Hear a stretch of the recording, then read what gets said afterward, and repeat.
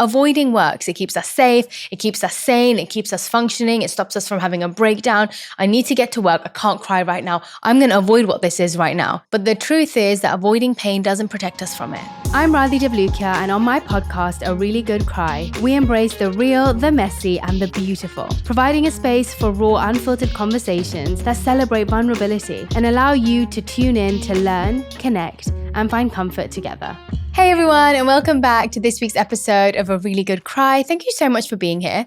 I appreciate it so much. I really feel like these episodes end up being a little therapy session for myself, and it really makes me more present in my day to observe conversations that I'm having, to observe people around me, to really be present so that I'm able to absorb things, digest them, and then share them with you. So I appreciate that you're listening, and I truly hope that you gain so much out of these episodes. And I would so love to hear any feedback or any recommendations of topics you'd like to hear about or discuss on A Really Good Cry.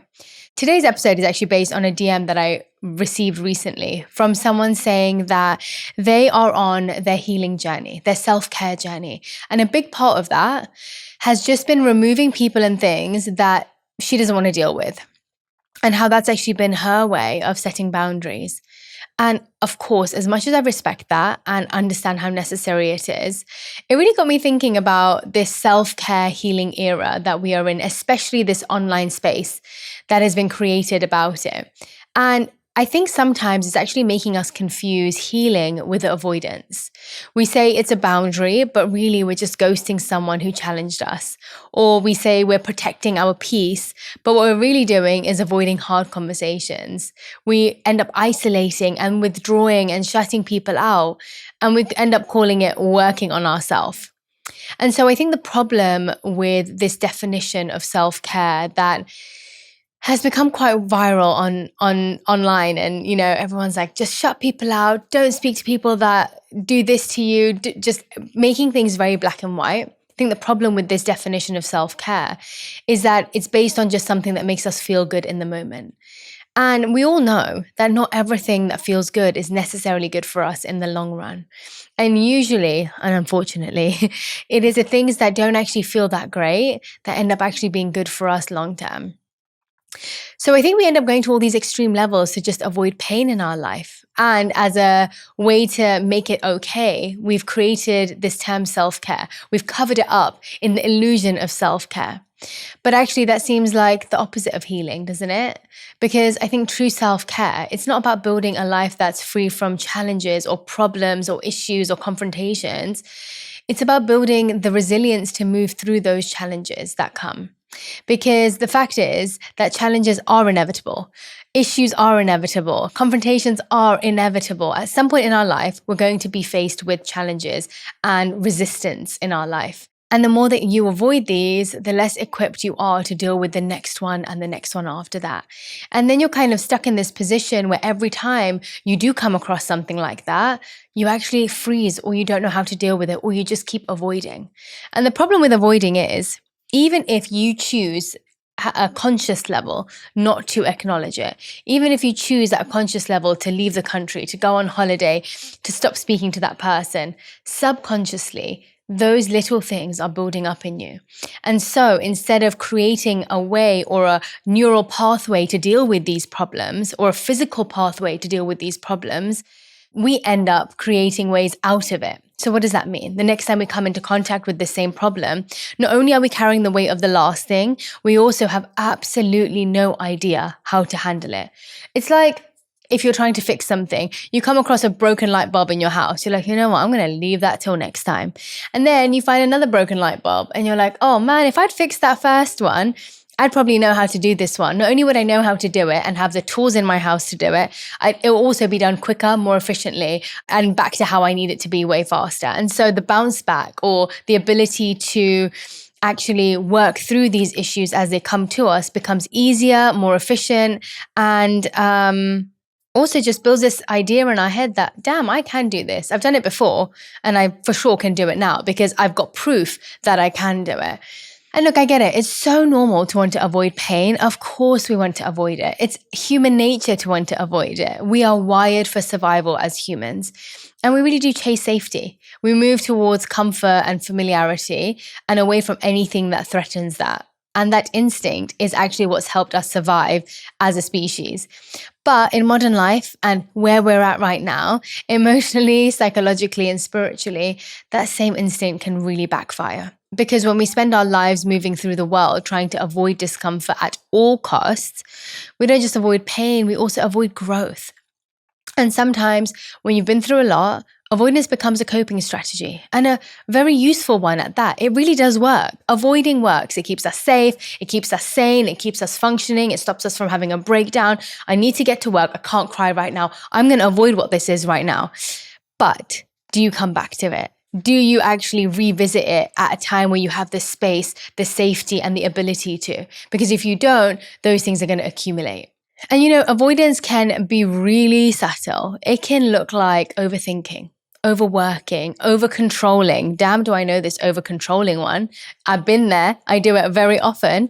And that is definitely my avoidance technique. Okay, I don't want to deal with the fact that this person doesn't like me. So let me try and control the situation and do things for them and try and navigate this without having the conversation of why. Let me just try and brush it under the carpet, act like everything is normal, and shower them with love. Really bad avoidance technique, because that's overcompensating, trying to control the situation rather than just having the conversation. The conversation probably would have been the easier option. But we try to avoid things as much as possible because that feels like the more uncomfortable situation. But you know what?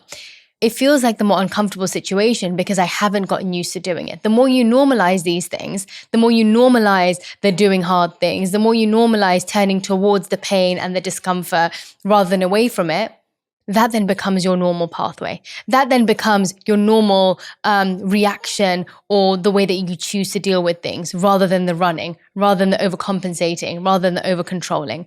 And so actually, you are just changing what your normality is. And the only way you can do that is through consistency, through constantly trying, through constantly choosing the harder option. And then the harder option doesn't stay as hard. And it actually becomes the easier option because that's what you've become used to doing.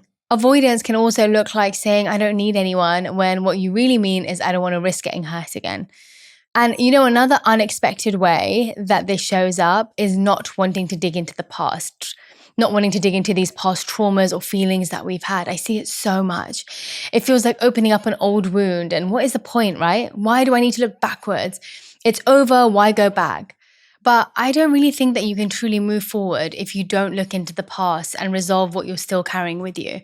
And just because the moment has passed does not mean it's not still living in your body, in your nervous system, in the way that you respond when someone gets too close, and the way that you panic at the thought of failure, or in the way that you doubt yourself even when things are going well.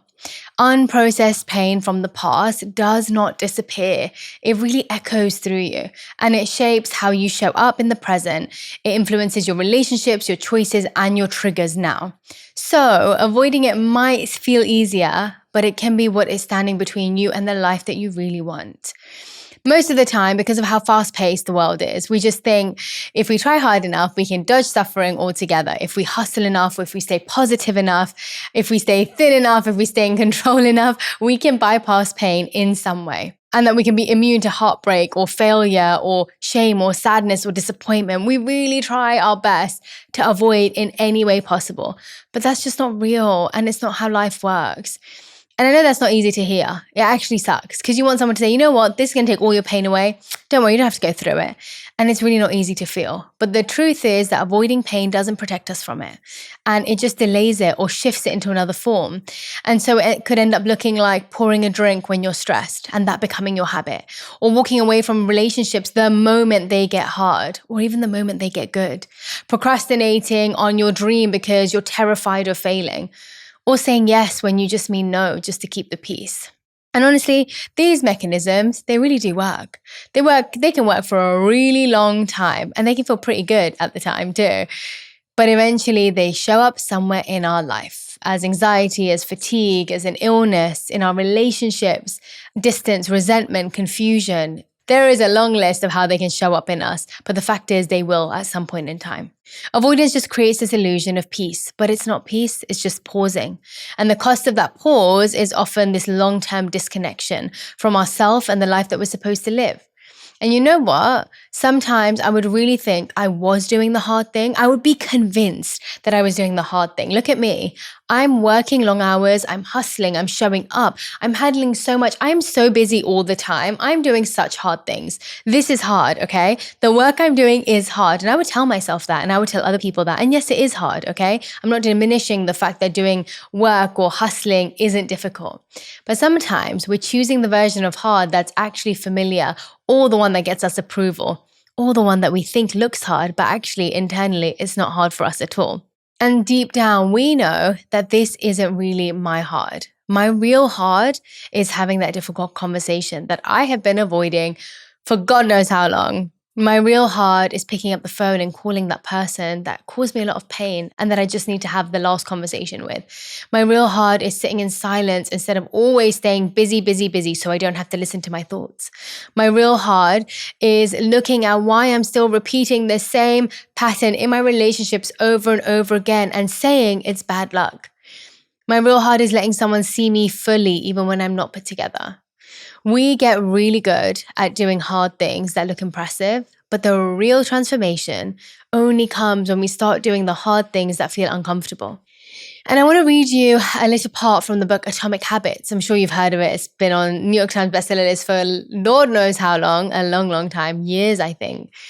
And he says the ability to do hard things is perhaps the most useful ability you can foster in yourself or your children. And proof that you are someone who can do them is one of the most useful assets you can have on your life resume. Our self-image is composed of historical evidence of our abilities. The more hard things you push yourself to do, the more competent you will see yourself to be. So it also helps to build confidence, by the way. That's what it's saying. The more hard things you do, the more you see yourself being competent to do them, the more confident you are in your ability. And if you can run marathons or throw double your body weight over your head, the sleep deprivation from a newborn is only a mild irritant. If you can excel at organic chemistry or econometrics, onboarding for a new finance job will be a breeze. But if we avoid these hard things, anything mildly challenging will seem unsurmountable. We'll cry into TikTok over an errant period at the end of a text message. We'll see ourselves as incapable of learning new skills, taking on new careers and escaping bad situations. The proof you can do hard things is one of the most powerful gifts that you can give yourself. I thought that was pretty great. Really well explained, actually, in one paragraph, maybe two. So well explained. And so avoiding pain may feel like self-protection, but over time, it just becomes self-abandonment. So if you are in a season that feels messy, if you're in the middle of something tender or real or raw, do not run from it. This is your reminder, your loving reminder not to run from it. Just stay in it, breathe in it, and let it move. The more you turn toward what is difficult, the more you turn toward the hard, the less control it has over you. And you know what? You fear what you don't know. You fear what you haven't done. But as soon as you know it, and as soon as you've done it, it's always less scary. That marathon, the exam, the driving test, I don't know, the relationship that you're too scared to get into, the more familiar it becomes, the less control it has over you, and the easier it is to address it. So give yourself the opportunity to build that resilience and to build that belief in yourself that you can do hard things. If you know what, wake up every single day. Wake up every single day and look at yourself and say, you can do hard things. If I'm honest, I do that a lot. There are so many things that I've done in my life that I never, ever believed that I could do, that I thought in my dreams that I would not be able to do. I never even dreamt of doing them. And yet I found myself coming into a situation where I got asked to, or where where life took me, and I thought, never thought I'd have to deal with this. Never thought that I'd have to go through something like this. Never thought this opportunity would come my way. And how sad, I look back and I think, how sad would it have been if I just said, no, I'm too scared. No, this is too difficult. No, actually, I don't want to try it. It's unfamiliar. It's scary. I'm going to just leave it there. But the more I've done, and the thing is, it trickles into everything, you know. That's what's so interesting. It really moves through your entire life. You do something difficult in one area, it shows up in the other area. You do something difficult in your personal life, you can show up better physically. You do something physical that's difficult, like working out and pushing yourself there, guarantee you that resilience shows through in your work, in your relationships, in your ability to show up and do difficult things in any other area. it applies everywhere. So yes, okay, maybe you say no to something that made you scared, but try show up somewhere else in a way that feels more comfortable. Maybe you said no to speaking in public, but you chose to go a little harder at the gym. Be proud of that. You're still trying to do hard things, and that's what's important. The more we stay in this place of comfort, the more we stay in this place of protection and just avoidance, actually, we're doing ourselves a disservice. You think you're doing yourself a service. Let me hide away. It's like saying you're going to go to the middle of a forest because you don't want to get tempted by anything. This example is given a lot in our scriptures. And I always hear the monks talk about this, where it's no use trying to take yourself out of your desires or the things that tempt you. Lock yourself away in a cupboard or a dark room, and your mind is still going to have that. Your mind is still going to have those thoughts. And so better that you actually build up the protection mechanisms for when you actually do come in contact with them. So you have the strength, the resistance, the skills, the tools, the ability to protect yourself against it. No point just stopping yourself from being around it, because at that point you're creating a false environment. What use is that? Oh, I don't want to eat chocolate, so I'm going to stop myself from even looking at it. But then you go to a restaurant with your friends and the chocolate cake is right there. Have you built the ability to say no? No, because you haven't allowed yourself to.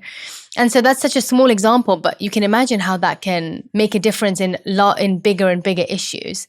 So whether it's saying no to the chocolate cake, or whether it is saying no to a relationship that doesn't serve you, or whether it's getting out of that job that you don't want to be in, it all plays a part and it all makes a difference. And so do the damn hard thing, and I guarantee you will not regret it. Even if you struggle through it, even if you don't make it to the end of it, guarantee you through that process of trying to do it, you will have built up so much strength and resilience. Sending you all so much love. I hope you have a really wonderful week filled with doing a few hard things, but more things that bring you joy.